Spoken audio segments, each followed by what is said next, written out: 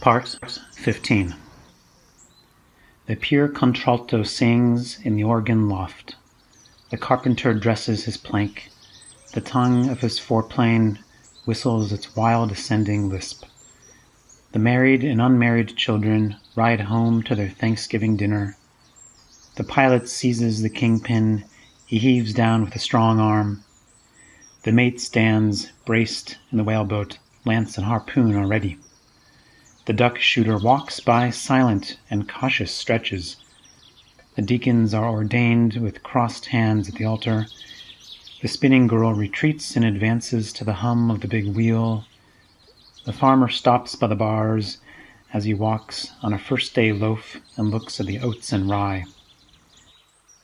The lunatic is carried at last to the asylum, a confirmed case. He will never sleep any more, as he did in the cot in his mother's bedroom. The jower printer with grey head and gaunt jaws works at his case. He turns his quid of tobacco while his eyes blur with the manuscript. The malformed limbs are tied to the surgeon's table. What is removed drops horribly in a pail. The quadroon girl is sold at the auction stand. The drunkard nods by the barroom stove. The machinist rolls up his sleeves. The policeman travels his beat. The gatekeeper marks who pass. The young fellow drives his express wagon. I love him, though I do not know him. The half-breed straps on his light boots to compete in the race. The western turkey shooting draws old and young. Some lean on their rifles, some sit on logs. Out from the crowd steps the marksman, takes his position, levels his piece. The groups of newly come immigrants cover the wharf or levee. As the woolly pates hoe in the sugar field, the overseer views them from his saddle. The bugle calls in the ballroom. The gentlemen run for their partners. The dancers bow to each other. The youth lies awake in the cedar-roofed garret and harks to the musical rain. The wolverine sets traps on the creek that helps fill the Huron. The squaw, wrapped in her yellow-hemmed cloth, is offering moccasins and bead bags for sale. The connoisseur peers along the exhibition gallery with half-shut eyes bent sideways. As the deckhands make fast the steamboat, the plank is thrown for the shore-going passengers. The young sister holds out the skein, while the elder sister winds it off the ball and stops now and then for the knots. The 1-year wife is recovering and happy, having a week ago born her first child. The clean-haired Yankee girl works with her sewing machine or in the factory or mill. The paving man leans on his two-handled rammer. The reporter's lead flies swiftly over the notebook. The sign painter is lettering with blue and gold. The canal boy trots on the towpath. The bookkeeper counts at his desk. The shoemaker waxes his thread. The conductor beats time for the band, and all the performers follow him. The child is baptized. The convert is making his first professions. The regatta is spread on the bay. The race has begun. How the white sails sparkle. The drover watches his drove, sings out to them that would stray. The peddler sweats with his pack on his back, the purchaser higgling about the odd cent. The bride unrumples her white dress. The minute hand of the clock moves slowly. The opium eater reclines the rigid head and just opened lips. The prostitute draggles her shawl. Her bonnet bobs on her tipsy and pinkled neck. The crowd laugh at her blackguard oaths. The men jeer and wink to each other. Miserable! I do not laugh at your oaths, nor jeer you. The president, holding a cabinet council surrounded by the great secretaries. On the piazza walk 3 matrons stately and friendly with twined arms. The crew of the fish smack pack repeated layers of halibut in the hold. The Missourian crosses the plains, toting his wares and his cattle. As the fare collector goes through the train, he gives notice by the jingling of loose change. The floormen are laying the floor. The tinners are tinning the roof. The masons are calling for mortar. In single file, each shouldering his hod, pass onward the labors. Seasons pursuing each other, the indescribable crowd is gathered. It is the 4th of 7th month.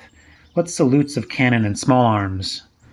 Seasons pursuing each other, the plower plows, the mower mows, and the winter grain falls in the ground. Off on the lakes, the pike fisher watches and waits by the hole in the frozen surface. The stumps stand thick round the clearing. The squatter strikes deep with his axe. The flatbowmen make fast toward dusk near the cottonwood or pecan trees. Coon seekers go through the regions of the Red River, or through those drained by the Tennessee, or through those of the Arkansas. Torches shine in the dark that hang on the Chattahoochee or Altamaha. Patriarchs sit at supper with sons and grandsons and great-grandsons around them. In walls of adobe, in canvas tents, rest hunters and trappers after their day's sport. The city sleeps and the country sleeps. The living sleep for their time, the dead sleep for their time. The old husband sleeps by his wife, and the young husband sleeps by his wife. And these tend inward to me, and I tend outward to them. And such as it is to be, of these more or less I am, and of these one and all I weave the song of myself. Part 16. I am of old and young, of the foolish as much as the wise, regardless of others, ever regardful of others, maternal as well as paternal, a child as well as a man, stuffed with the stuff that is coarse and stuffed with the stuff that is fine. One the nation of many nations, the smallest the same and the largest the same.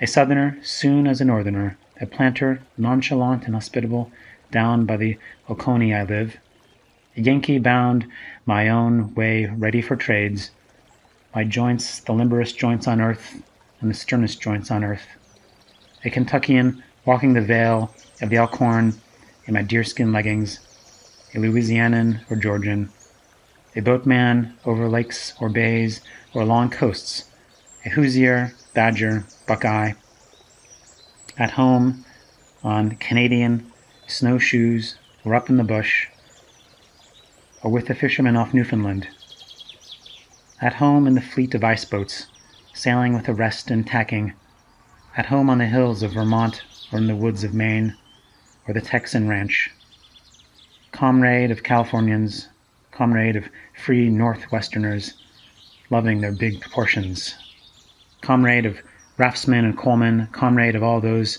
who shake hands and welcome a drink and meat, a learner with the simplest, a teacher of the thoughtfulness, a novice beginning yet experient of myriads of seasons. Of every hue and caste am I, of every rank and religion, a farmer, mechanic, artist, gentleman, sailor, Quaker, prisoner, fancy man, rowdy, lawyer, physician, priest. I resist anything better than my own diversity, breathe the air, but leave plenty after me, and am not stuck up, and am in my place. The moth and the fish eggs are in their place. The sun, the bright suns I see, and the dark suns I cannot see are in their place. The palpable is in its place, and the impalpable is in its place. Part 17. These are really the thoughts of all men in all ages and lands. They are not original with me. If they are not yours as much as mine, they are nothing, or next to nothing. If they are not the riddle and the untying of the riddle, they are nothing.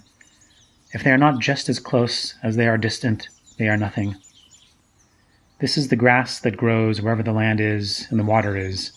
This is the common air that bathes the globe.